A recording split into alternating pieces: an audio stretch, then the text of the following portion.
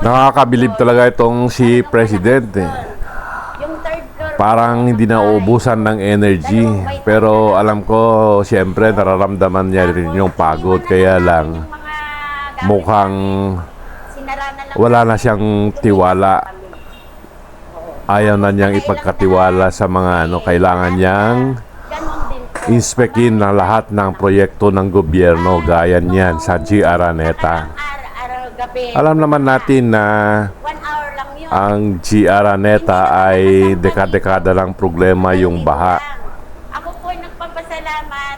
Ngayon lang pinagtuunan ng gobyerno at si PBBM lang ang nakagawa niyan.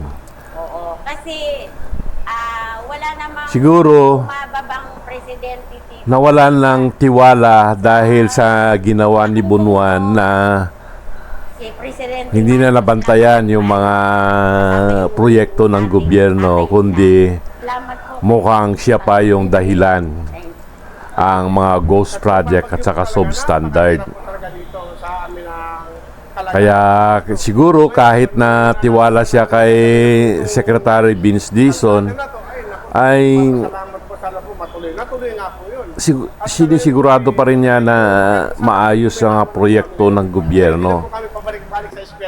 Kaya tayo yun mga mamamayan, dapat alam din natin yung mga ating mga obligasyon na hindi dapat magtapon kung saan-saan. Kasi kung magbara na naman yan, problema na naman, magbabaha na naman. Kaya dapat disiplinado rin ang mga tao dyan. Ano natin dito sa Araneta. Papasalamat po talaga ako sa mga gumawa ng drainage sa atin dito, sa PWH, at sa pong mga tumulong dito ng mga engineer. Nung undoy po, ang taas dito. Alam mo po, yung bahay namin, doon po kami naglikas sa mataas na yun. Lalo yung Yolanda, ang lampas tao dito po. Isang araw bumahaan, nag-ulan po. Pag ng ulan, kagad, agos kagad dahil dyan sa mga drainage na yan.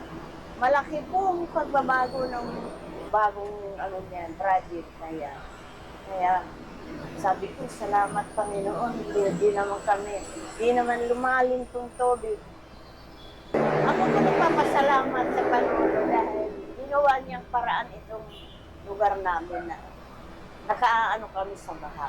Kaya ako, praise naman ng Lord na Pakinggan naman natin ang sinabi ni Presidente dito sa G. Araneta sa mga residente.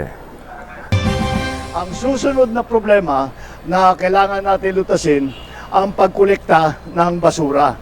Dahil ang nangyayari dito, pag pumapasok na yung tubig, dala yung basura, nababara na naman yung ating mga drainage.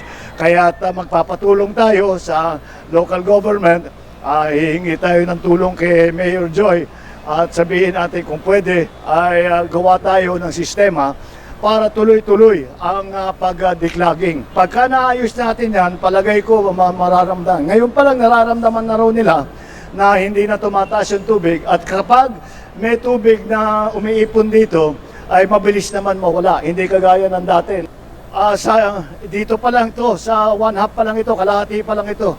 Gagawin din natin yan dun sa kabila para talagang mabilis ang takbo ng tubig, mabilis ang paglabas ng tubig at hindi na mababaha dito sa G. Araneta Avenue dito sa Tatalon.